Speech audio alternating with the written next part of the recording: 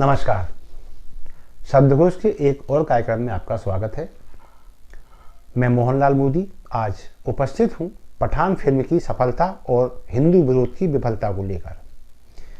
जो हिंदू समाज अथवा हिंदुओं के संगठन पठान फिल्म का विरोध कर रहे थे, अब जब पठान सफलता के झंडे गाड़ रही है तब वे बैकफुट पर जाते दिखाई दे रहे हैं, और ये होना भी था। इससे एक बात तो साफ हो गई कि पठान की सफलता में फिल्मकारों की सुनियोजित रणनीति और हिंदू समाज की फूट काम कर गई। पहली बात, हिंदी फिल्मकार ये समझ गए हैं कि जितने भी हिंदू विरोधी कंटेंट फिल्म में डाले जाएंगे, फिल्म उतनी ज़्यादा विवादास्पद होगी, उतने अधिक उसके चर्चे होंगे, और इन चर्चों की वजह से ये फिल्म इतनी ज़्यादा चिरपरिचित हो जाएगी और लोगों में इतनी अधिक उत्कंठा उत्सुकता पैदा कर देगी कि जो लोग फिल्म देखना नहीं चाहते वो भी फिल्म देखने जाएंगे। वो देखना चाहेंगे विरोध क्यों हो रहा है। कुछ इसलिए देखने जाएंगे कि विरोध किसने किया। उदाहरण के लिए, यदि विश्व हिंदू परिषद विरोध करता है, हिंदू महासभा विरोध करती है या बजरंग दल विरोध करता है तो फिर वामपंथी देखने अवश्य जाएंगे। कांग्रेसी मानसिकता का हिंदू देखने अवश्य जाएगा। समाजवादी पार्टी का फॉलोअर फिल्म देखने अवश्य जाएगा। बसपा का व्यक्ति फिल्म देखने जाएगा ही जाएगा। क्यों? उसे इन संगठनों को नीचा दिखाना है।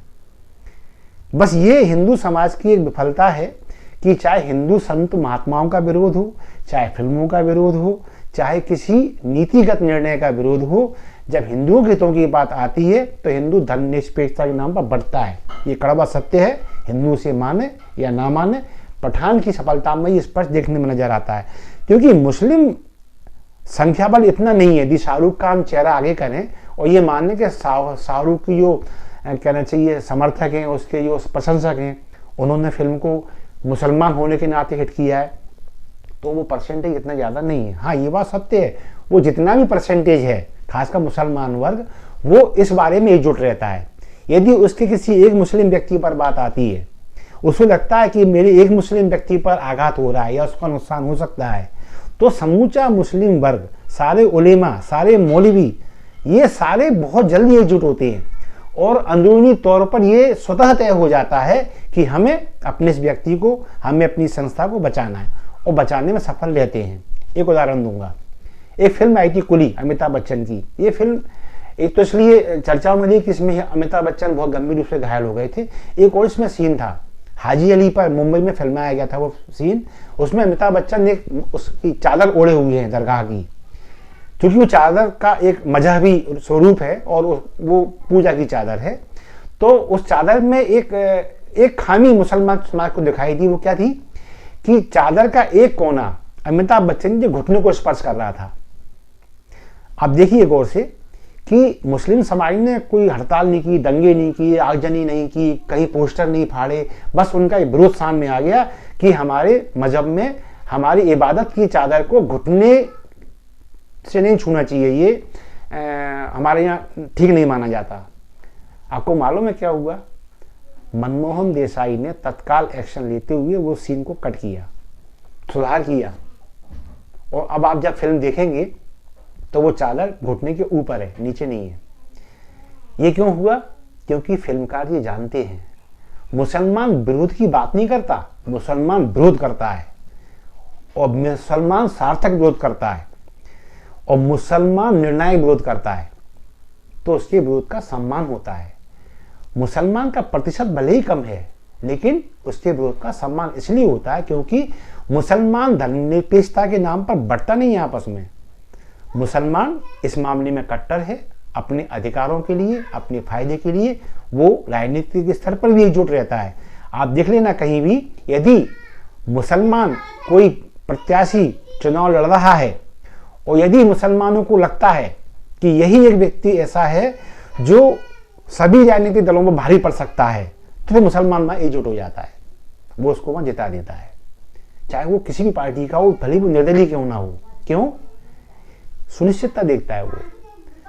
और जब उसको लगता है कि हम यहाँ जीतने ही नहीं वाले हैं, तो फिर वो वहां वोट करता है जहां भाजपा हिंदू महासभा या शिवसेना जैसे दल के प्रत्याशी उसके प्रत्याशी से हार सकते हो। जब वो देख लेता है कि यार ये हमारा व्यक्ति इन कथित सांप्रदायिक संगठन के लोगों को हरा देगा, तो उसको वोट कर देते हैं। तो ये अल्पसंख्यक का विरोध कारगर क्यों है कि वो एकजुट हैं, अपने अधिकारों को, अपने हकों को जानते हैं, अपने नुकसान फायदे का वो सही आकलन करते हैं। लेकिन हिंदू अपने आप को हिंदू राष्ट्र की बात करता है, अपने आप को इस देश का मूल निवासी होने की बात करता है, लेकिन जब हिंदुत्व की बात आती है तो हिंदू एकजुट नहीं होता। और वो इस पठान फिल्म में हुआ। पठान फिल्म में जब विरोध किया, जब कांग्रेस के हिंदू ने, सपा के हिंदू ने, वामपंथी हिंदू ने जब देखा, अरे इसका विरोध तो विश्व हिंदू परिषद कर रही है, अरे इसका विरोध का झंडा तो बजरंग दल के हाथ में, अरे ये तो हिंदू महासभा ही है। तो जो वामपंथी हिंदू है, जो कांग्रेसी हिंदू है, जो सपाई बसपाई हिंदू है, वो इस भगवा हिंदू की हवा निकालने के लिए थिएटरों में पहुंच गया और पठान सारे रिकॉर्ड तोड़ रही है। ये फिल्म मैंने भी देखी है। इसमें ऐसी कोई विषय वस्तु नहीं है जो आरआरआर और बाहुबली को पीछे छोड़ दे। लेकिन क्यों? क्योंकि इसका विरोध हिंदू समाज के उन संगठनों ने किया था जिन्हें दक्षिणपंथी कहा जाता है, और इन्हें नीचा दिखाने के लिए वो हिंदू जो धर्मनिरपेक्षता के नाम पर अपने आप को बड़ा बुद्धिजीवी मानते हैं, वो इस फिल्म को हिट करने में मददगार साबित हुए। कुल मिलाकर जितना विरोध हुआ, फिल्म उतनी ज़्यादा हिट हुई। और यदि इसका बारीकी से आकलन करें तो हम ये पाएंगे कि दरअसल इस फिल्म की सफलता में अज्ञानतावशी सही विश्व हिंदू परिषद का हाथ है, बजरंग दल का हाथ है, हिंदू महासभा का हाथ है, उन संत महात्माओं का हाथ है जिन्होंने इसका विरोध किया था, क्योंकि उनके विरोध के कारण ही ये फिल्म सुपर डुपर हिट हो रही है। अतः अब आवश्यकता इस बात की है, हिंदू समाज अपने चरित्र का और अपने व्यवहार का, अपने नुकसान नफा का आत्मचिंतन करे और ये सोचे कि धर्मनिरपेक्षता के नाम पर उसका जो बंटवारा है, ये उस समाज को, बहुसंख्यक समाज को कहाँ ले जाकर रसातल में पहुंचाने वाला है। यदि ये समझ पाए तो फिर हिंदू विरोध का आशय देखने को मिलेगा। इसी विचार के साथ मैं वार्ता को दूंगा विराम। फिर किसी मुद्दे के साथ आपके सामने उपस्थित रहूंगा।